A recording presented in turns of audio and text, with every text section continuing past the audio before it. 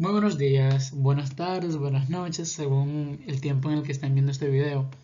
Mi nombre es Emmanuel y en esta oportunidad les voy a estar abordando sobre la teoría del modelamiento, que está representada por Albert Bandura como su precursor principal.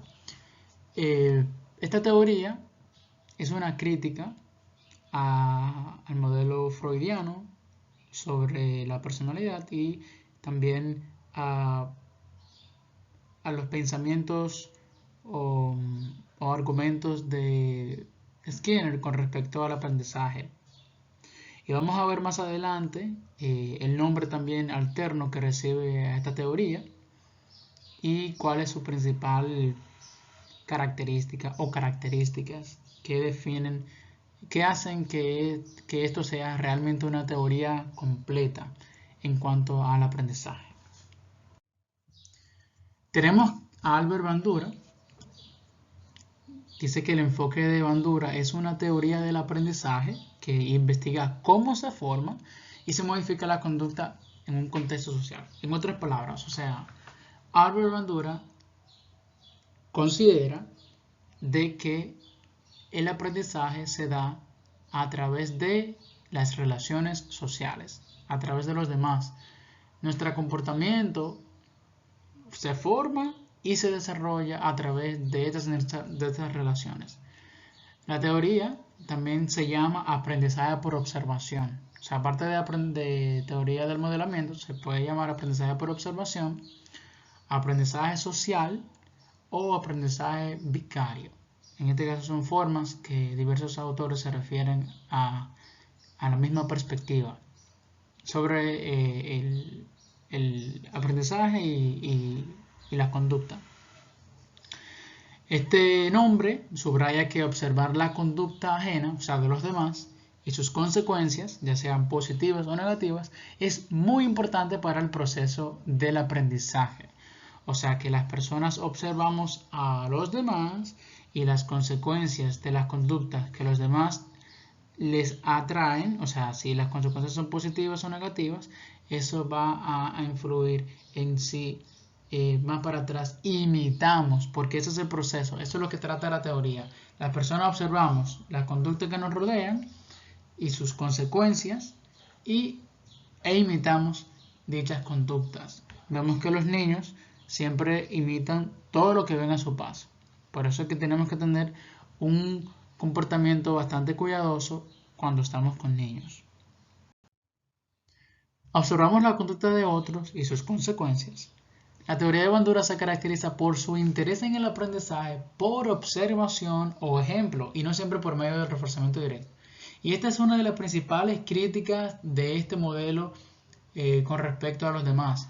Y, por ejemplo, exactamente al de Skinner, porque Skinner decía que el aprendizaje se daba por medio del reforzamiento. Entonces, está bien, Bandura dice que está bien, hay muchas cosas que se dan por reforzamiento, ¿vale? Pero la mayoría de las cosas se aprenden como una especie de modelamiento, porque no siempre se va a aprender por un reforzamiento directo. O sea, si mi compañero va por la calle y se cae en un hoyo y se raspa, se lesiona, pues yo no tengo que necesariamente ir por la misma calle y caerme en el hoyo para yo saber que va a ser una experiencia desagradable. Así que yo aprendo sobre esa experiencia por lo que le sucede a mis compañeros también, sin que necesariamente lo haga. A través también dice que es muy peligroso incluso esto de aprendizaje por reforzamiento directo, porque si tú tienes que hacer, por ejemplo, una conducta como eh, aprender a manejar, ¿verdad? Conducir o nadar, tú puedes morir en el intento. O sea, para tú aprender a conducir, no te van a dar un carro, toma, aprende, no. Tú vas a ver una persona que te va a enseñar cómo se modela, mira cómo se agarra el guía, mírame conduciendo, mira cómo hago esto, mira cómo hago aquello. Y la persona observa, retiene y luego hace. No directamente, vamos a enseñarte a conducir, coge el carro, vámonos por la calle. No. Entonces también con respecto a nadar, no te van a tirar al mar para que aprendas a nadar mientras lo haces. Así que eh, te enseñan primero las técnicas, ves personas nadando, ves más o menos cómo mueven las manos y demás. Y a través de eso, entonces tú observas, retienes y haces. Entonces, este modelo de Bandura también entiende de que los procesos cognitivos y el pensamiento son elementales en el aprendizaje. Entonces, los procesos cognitivos tienen que ver también con la parte de cómo uno procesa la información, cómo la retiene, cómo la interpreta. O sea, que no solamente se basa en reforzamiento, reforzamiento y reforzamiento, sino también otros elementos aparte de este. Entonces, también dice que no imitamos automáticamente las conductas que observamos en otros. O sea, no es que yo te veo y ya la voy a imitar, no. Más bien tomamos la decisión y estamos conscientes de esa decisión de comportarnos de la misma manera. Entonces, para aprender por medio del ejemplo y el reforzamiento vicario, o sea, es decir, por esto de observación e imitación, debemos prever y conocer las consecuencias de los actos que observamos, porque no es que vamos a ir por ahí. Si tú, por ejemplo, eres una persona, como dicen, que haces malas acciones, yo no voy a modelar eso porque yo sé hacia dónde acarrean esas malas acciones. Entonces, es muy importante que entendamos de que las personas modelan, pero son conscientes de la decisión que toman de modelar a esas personas, o sea, en este sentido de imitar. Por otra parte, tenemos los estudios con el muñeco bobo. El muñeco bobo, un muñeco de 1,20 metros aproximadamente, según Bandura, es un muñeco donde unos adultos en un lugar específico que estaban viéndose por niños, estos adultos tomaron el muñeco y empezaron a patearlo, a tirarlo y a exhibir conductas agresivas con el muñeco. Pues luego esos niños que vieron a esos adultos teniendo este comportamiento, luego más adelante se quedaron solos, a solas con el muñeco, sin nadie más. Y esos niños empezaron a también exhibir conductas de agresión, de agresividad, a patear al muñeco, a tirarlo, a darle golpes y demás. Mientras que otro grupo de niños, el grupo de control, que no vieron a los adultos teniendo semejante comportamiento ante el muñeco, pues cuando estaban al lado de estos no tuvieron este comportamiento de agresión contra el muñeco. Lo que se refiere que los niños que luego estaban a solas con el muñeco empezaron a patearlo fue porque imitaron ese comportamiento que tenían los adultos. Así que es muy importante, vuelvo y recalco, las acciones que hacemos, porque especialmente los niños siempre están imitando. Vamos a ver cuáles son las características también sobre el proceso de imitación. Existen otros modelos, otros estudios del modelamiento, por ejemplo, un grupo de niños agresivos y grupos de niños inhibidos, o sea, más calmaditos. Y hubo una relación directa de que los niños agresivos también tenían padres agresivos, en el sentido de que personas que no eran mucho de la comunicación, eran personas además de hablar, de pelear con los demás, de hablar alto, mientras que los niños inhibidos eran niños donde sus padres eran más calmados, de mayor comunicación, de valores y principios.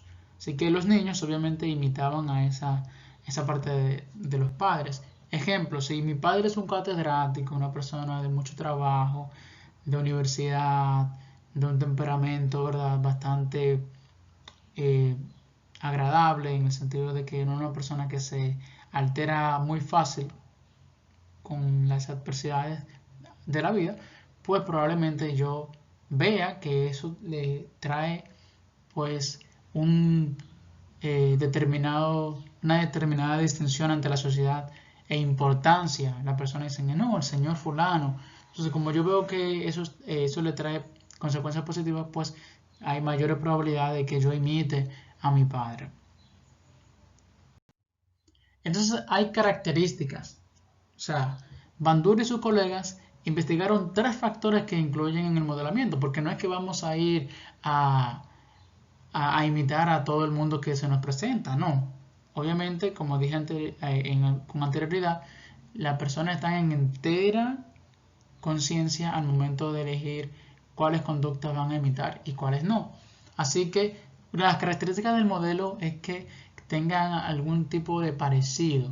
Se ha visto una relación directa con que las personas imitan a los modelos que se parecen a ellos en cuanto a edad, en cuanto a alguna característica, en cuanto a la edad, en cuanto a la tez de piel, color de piel, en cuanto a la edad, en cuanto a un grupo específico al que pertenecen, a la nacionalidad y demás.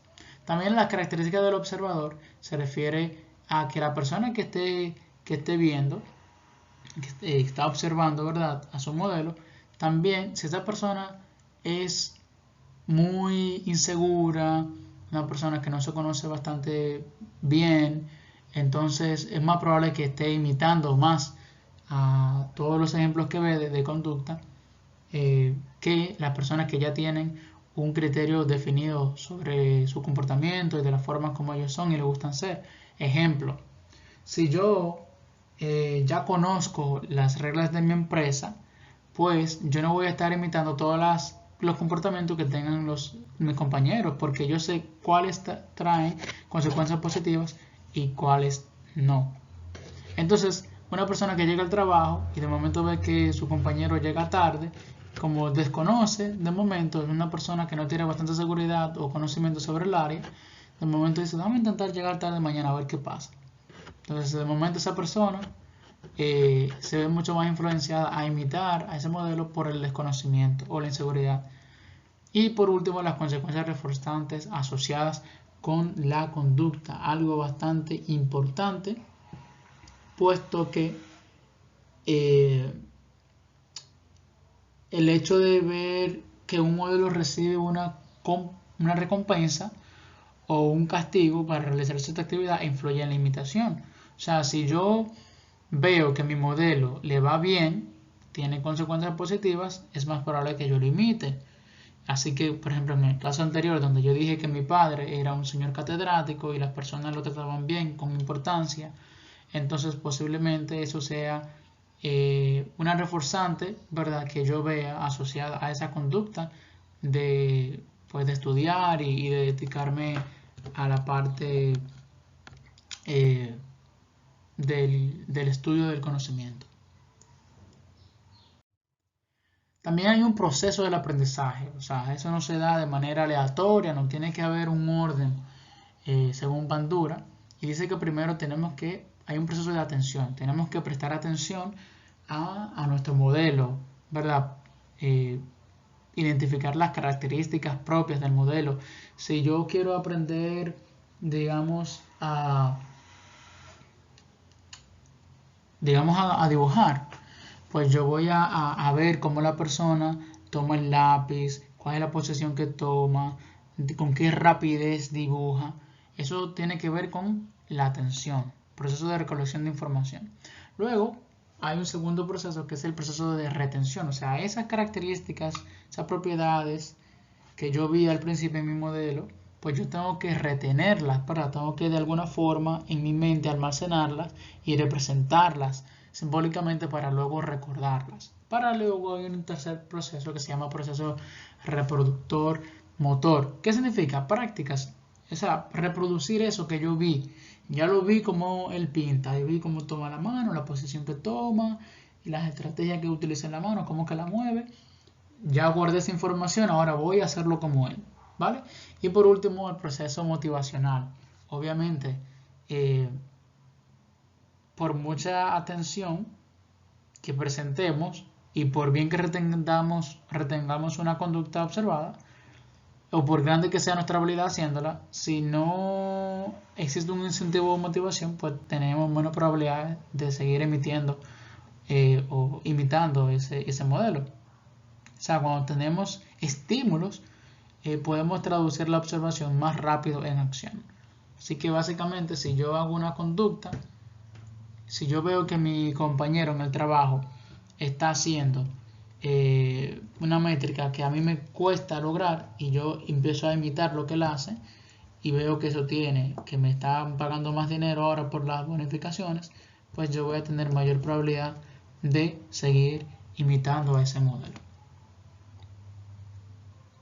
Por último, hablaremos de autorreforzamiento y autoeficacia. Eso básicamente dice que el autorreforzamiento es que nosotros nos establecemos normas, normas personales, objetivos, ¿verdad? Y cuando alcanzamos esos objetivos, pues nos reforzamos nosotros mismos. No necesariamente un reforzamiento que las personas nos dan, sino nosotros mismos también tenemos esa recompensa, ¿verdad?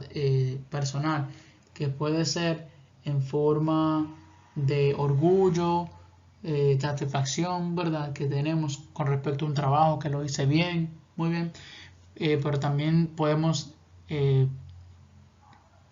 expresar eso en cosas físicas, como que nos compramos unos nuevos pares de tenis, que subimos la velocidad del internet porque nos merecemos tener un buen internet, porque nos esforzamos mucho y se nos va bien, se nos da bien el trabajo. Entonces eso es el autorreforzamiento, que también, o sea, autorreforzamiento se refiere al reforzamiento que la persona se da propiamente, sin necesidad de los demás.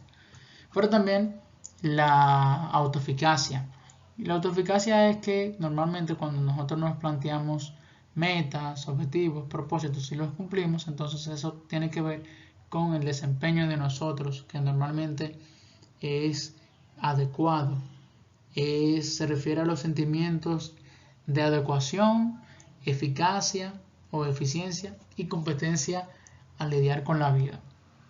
Entonces, ese autorreforzamiento también puede ser positivo cuando logramos lo que queremos. Puede ser negativo cuando fracasamos. Cuando yo digo voy a sacar un 95 de personalidad y no llego ahí, saco un 75, me siento mal. Entonces, ese sentimiento también de preocupación, de disappointing, todo eso que tenemos, insatisfacción de nosotros, vergüenza muchas veces, tiene que ver también con el autorreforzamiento, pero en este caso negativo. Y la autoeficacia también puede ser de manera positiva, cuando siempre se nos da todo lo que nos proponemos. Hay gente que dice, sí, a mí se me da todo lo que me propongo, y por eso me siento autoeficaz, o sea, autoeficiente.